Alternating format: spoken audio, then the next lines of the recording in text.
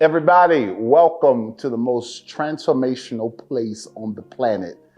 This is the I Am Network's Transformational Truth Podcast, and I'm excited to be your host, Pastor Antonio M. Matthews. It's a joy because I believe that my calling in life is to help people see and navigate a space of destiny. Tonight, we're going to be talking to one of the most transparent and authentic brothers I've met in recent history. We're going to talk about overcoming addictions, the power of addictions, and the power of your will to help you overcome it. And I'm excited tonight, man. This is my brother from another mother, and he's family. So tonight, y'all help me welcome my brother, Charlie Van Loucks. Come on, y'all, welcome him. Charlie, what's up, guy? Hey, how you doing? How you feeling, man? I'm It's good to see great. I'm you, great. man. You too. Welcome to Transformational Truth. Thank you. I'm honored to be here. It's fun. Charlie and I met a few months ago, and through the introduction of his dad, and his dad, after meeting me, he says, man, you would meet and you would connect well with my son, Charlie. And Charlie and I met for coffee, and that coffee conversation, I believe, turned into a lifelong brotherhood. And I'm excited because we are here serving the same purpose in the earth. And tonight and today, you will hear some conversations that will help you identify where you are in life and life's experiences that help you identify life's callings. So Charlie, let's get it going, man. As a man who is intentional about helping people shift into destiny and helping people shift into purpose, into their life's calling and pursue their purpose and the reason that they're alive in the earth. I'm driven by the ability to help steer people and navigate someone into their truth. My life's call, or my personal calling statement, is to really help people find their being, navigate it, and become. And the reason we connect so authentically is because that's where you and I are in cahoots, or we are in cohesion with. What do you do? And tell the people what you do and who you help in life now. Yeah, so I'm a recovery coach. I've been coaching for about 5 years now. And I help a lot of these guys coming out of treatment or prison to help eliminate some of the barriers that keep them stuck in that old life. Yes. And one of the common ones that comes up often, actually, is people think that they can just simply remove the drugs and alcohol from their life and everything else is fine. Wow. But it doesn't work that way. Right. Everything's connected. You can't have one piece without the rest. You can't have a selective memory in life like that, with that kind of world. So it's really impactful work, and so happy that we met and are able to help on this level. Charlie, how do you help them navigate? Because people presume that if I just remove it without doing the constructive work mentally, emotionally, physically, surroundings, developing a culture, how do you help them navigate that space from the mentality where if I just remove it, I'm good? How do you help them generate the necessity to get into the deeper work of recovery? Yeah, we have to cultivate. We have to cultivate that future for them. We have to cultivate, I've always wanted to do this. I've always wanted to try that. We want to make this life that we're crafting 1,000,000 times better than the old one was. Wow. So when those thoughts come up, those triggers come up, those moments, they just brush them off their shoulder because they're present today. They're happy. They can stand their own skin today. The most powerful thing is helping people see that there is something better and getting them to believe that capacity that there's something better for you. My mentor said this a long time ago. He says, we find our life or our life's purpose in the mar of our lowest moments. That our lowest moments helps us to bring light to the reason that you are alive so that you can help others live. Charlie, how did you get into this work? And how did your addiction process and your recovery process help you identify this space of helping others? You know, for me, it was, I have a friend of mine that I grew up with who I kind of off and on helped when I was sort of early on in my own recovery as well.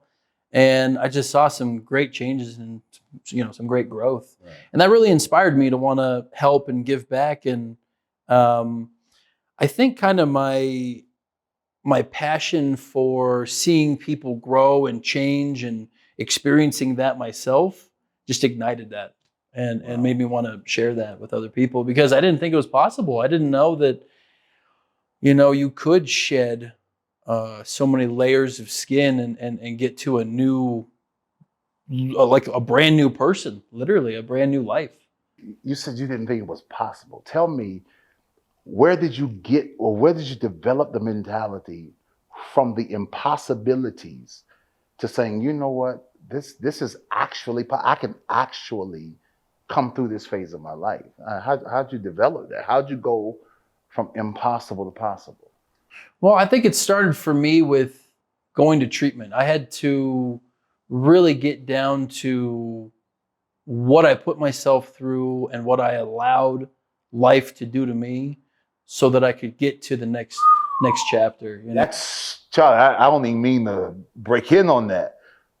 What I allowed life to do to me. Charlie, that's you cannot leave that statement blanketed. That is because I was just teaching a few weeks ago that a lot of things that happen to us are a lot of things that we allow. Talk about what I allowed. Did y'all hear that? What I allowed, like what I gave permission to help take me down the path that needed me to circumnavigate a space where I go from impossible to possible. Charlie, you got to talk about what I allowed life to do to me. How do you get into that space? Yeah, I mean, I think it's all about perspective. I mean, we can sit in a burning house and say, "Oh, it's not that bad. I'm not actually getting burned." Right? Mm-hmm. Everything around us is on fire. Right. It's all about what we're comfortable with, what we get used to. And I think once we break out of that and turn around and look at the insanity that we just got out of, then we see, wow, I can get something better.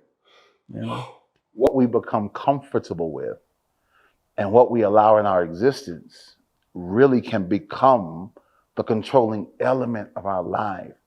And what we're here tonight and today is to help people understand that your life is so much worth living. Charlie is a picture. He's a picture of hope.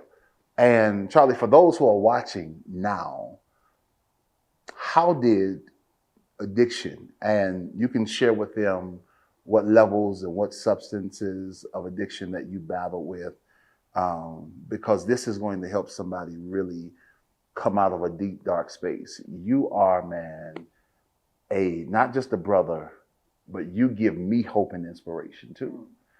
And for those who are watching, man, how did addiction become a reality? What culture, what circumstances, what environments did you allow yourself to get into that connected you to a space that caused you to go towards whatever those substances were? You can share with them if you want. Yeah, absolutely. I think it started in a social space for sure, but I think it transformed into wanting to fit in, wanting to feel good enough, wanting to feel things like that. And then, it transformed into, with my work at the time, I would have a different substance depending on what I was doing.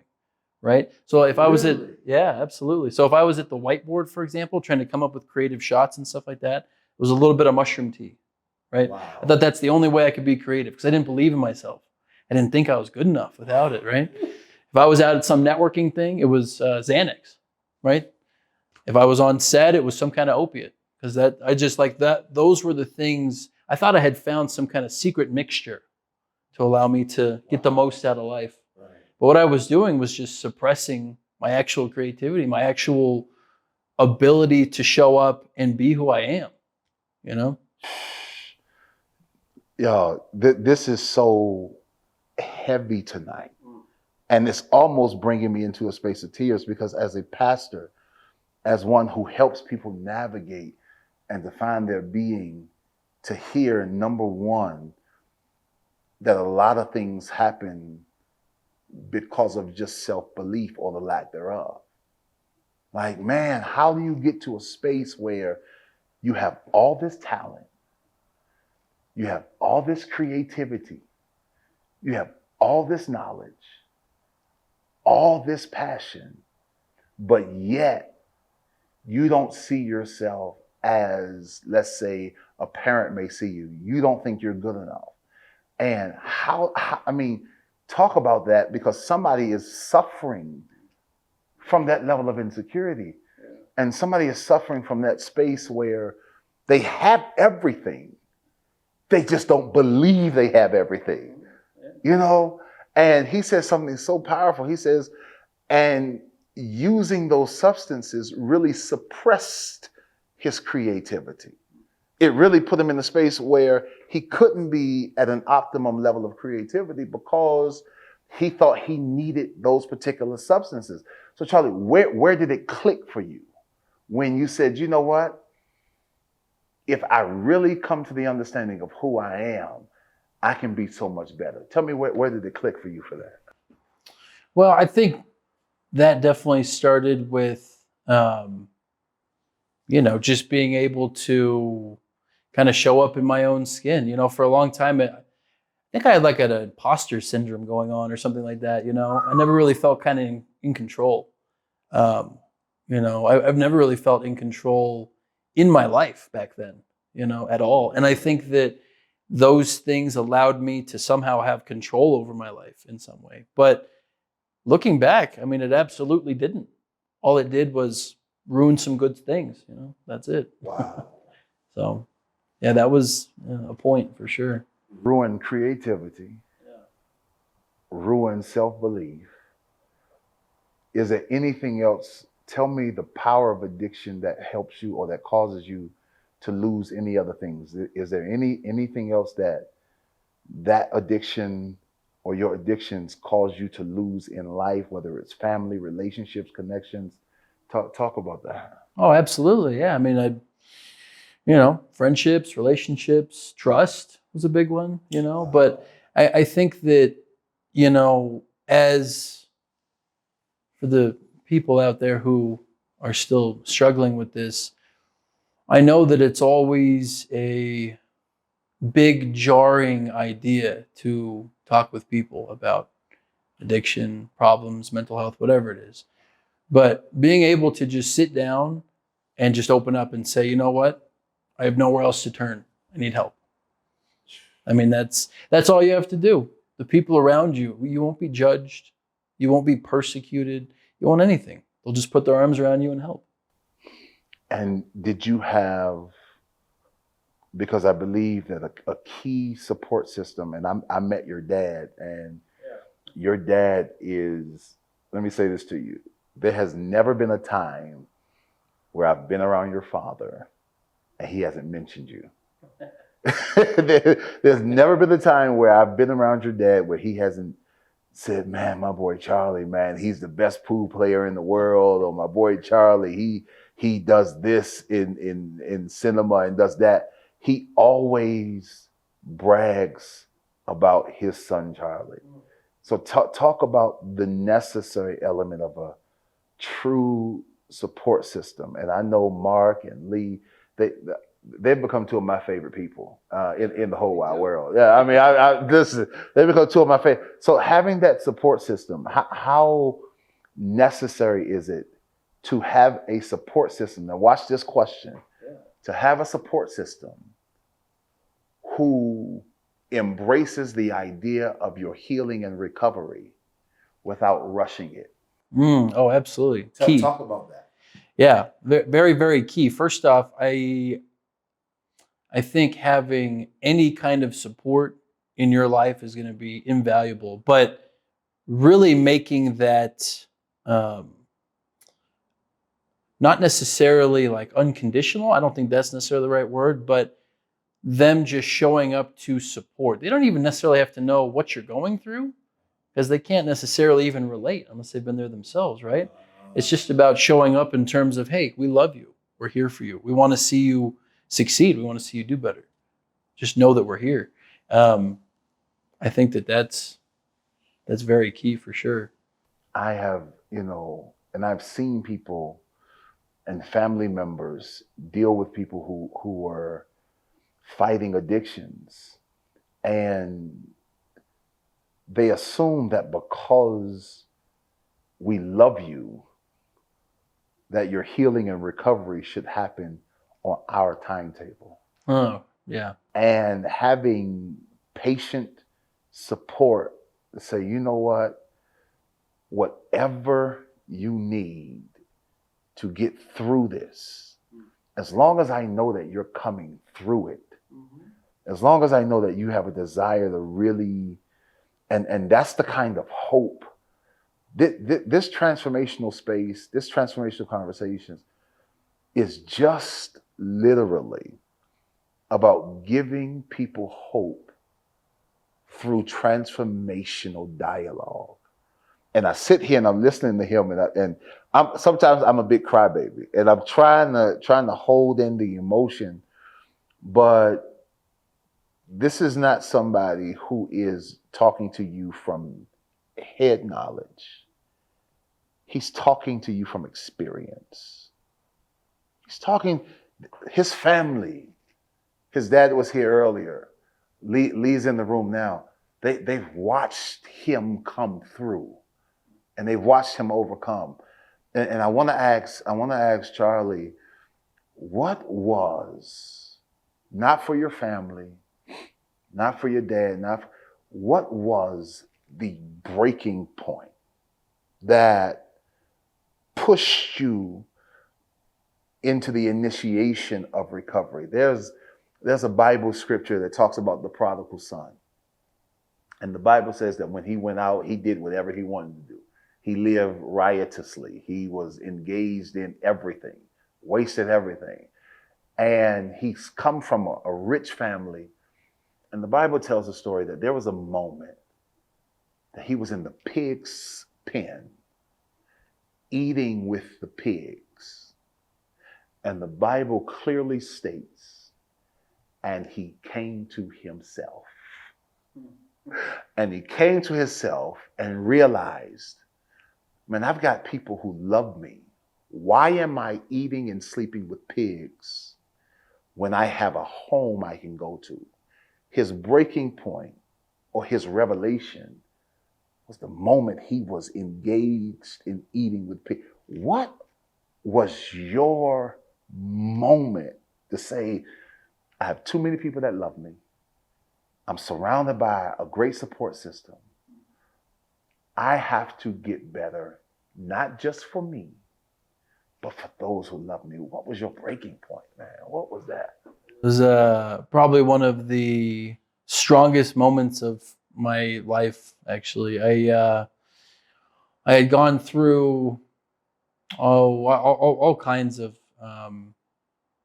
heartache and going from couch to couch and that sort of thing. And I remember I was sitting on my brother's couch, and I had just gotten an opiate, and I smoked it, and I just wasn't sick anymore. That's it. I wasn't high. I wasn't anything, right? And in that moment, I thought to myself, what am I doing? I either need to step this up and put a needle in my arm and do this right, or I need to sit people down and ask for some help, because it's the only two directions this can go right now.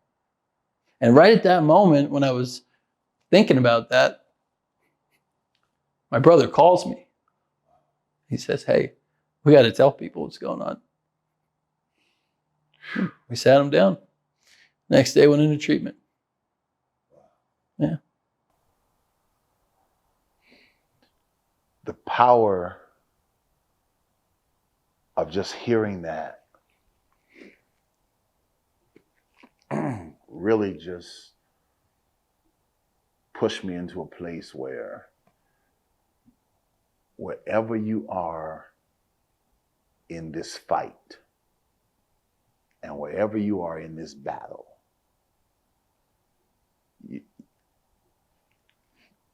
you can win this battle if you understand that the battle is ongoing. And I'm getting ready to ask him about the recovery process, because I don't want you to hear it from me. There are some addictions I've been addicted to, but never substance. So you're going to hear from him. I've been addicted to people's opinions. I've lived my life, some of my life, trying to prove people who rejected me wrong. And so addiction comes in all forms, but I'm talking specifically to people who are battling substance addictions. Charlie, tell them, how has the recovery process been? And tell them the highs and lows of recovery, because we don't want you to come in thinking that the recovery process is all easy. It's a fight. And so I want you to talk about the fight of recovery and remaining whole, the fight to stay on top, the fight to stay in it. Absolutely. Yeah. It's by far the hardest thing I've ever done in my life. And I say that in a context of preparation. You have to be prepared. It's by far the hardest, but also most rewarding. I mean, I have a new life today.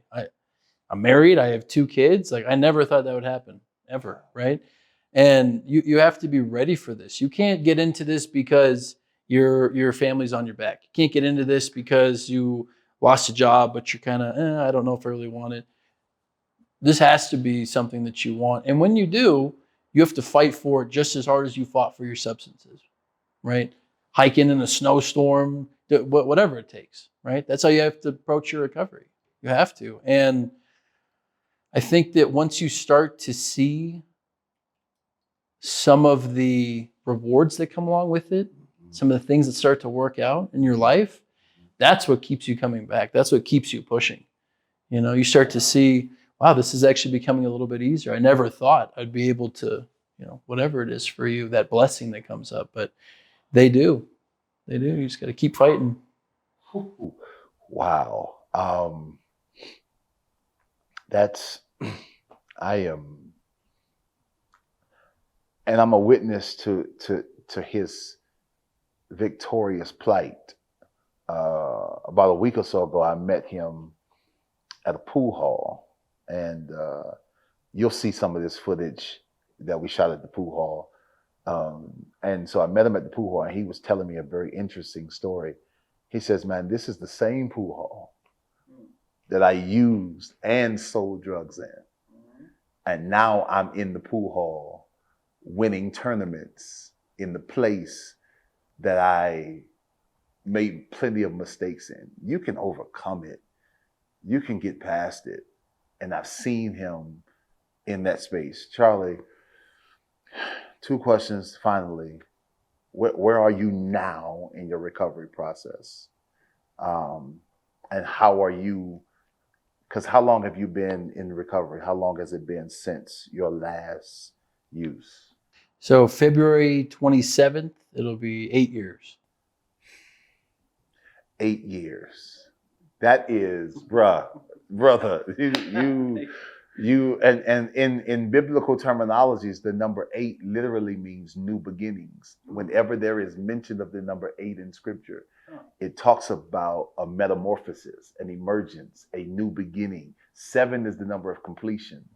8 is the number of new beginnings. And I'm believing that when he hits his 8th anniversary, he's going into a space of new beginnings where he's going to be empowering on a whole different level around the world to people who just really need this message of hope.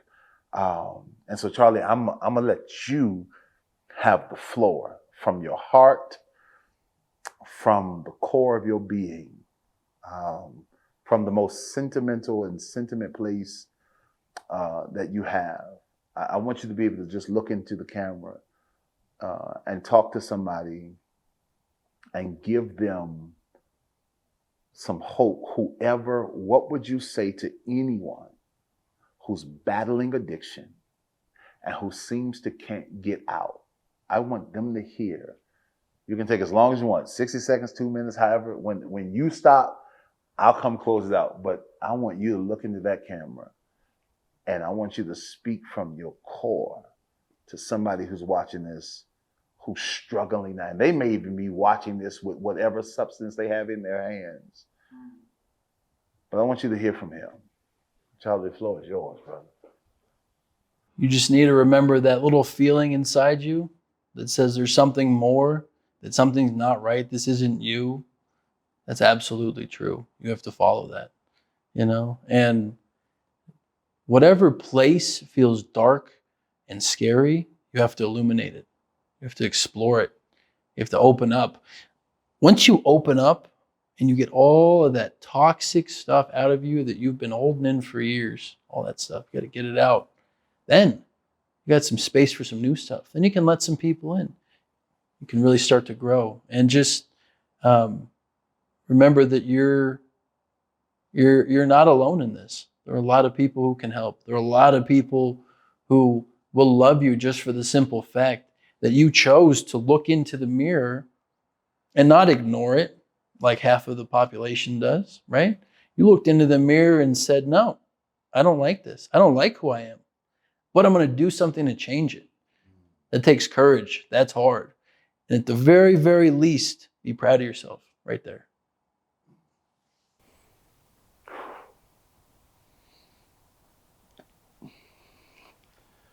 This has prayerfully been a transformational conversation for you. And prayerfully, hopefully, whatever sector of life you're in, corporate America, ministry, private sector, whatever you're battling, you just heard testimony and transformational conversation from somebody who has not just lived it, it's living it. Hear him. You can win. You can overcome. Just keep fighting. Find that being and just become. If this has added any value to you, the only thing I'm asking is that you share it. The only thing I'm asking is that you send it to somebody who needs to hear this message of transformational truth. Charlie, are you on social media? How can they find you? How can they get in touch with you? Are you on Instagram, Facebook? Tell them how to get in touch with you. Yeah, Charles Van Loucks on both. VAN space LOUCKS. VAN space LOUCKS. I promise you. Yeah, and we're going to be having him on our show too, Recovering Out Loud podcast. Oh, can't wait. See, it's right here announced, Recovering Out Loud. There is so much to be said, and we just touched the surface. But this is a space for you, and my prayer is that you grab hold to it, that you share it, that you subscribe, so that every time something comes out on Transformational Truth, you'll hear it. And I'm happy that he's my brother, and I'll fight with him till the end. And we're gonna fight to help you win as well. Thank you so much for watching. May God bless you, and may you be and live in transformation.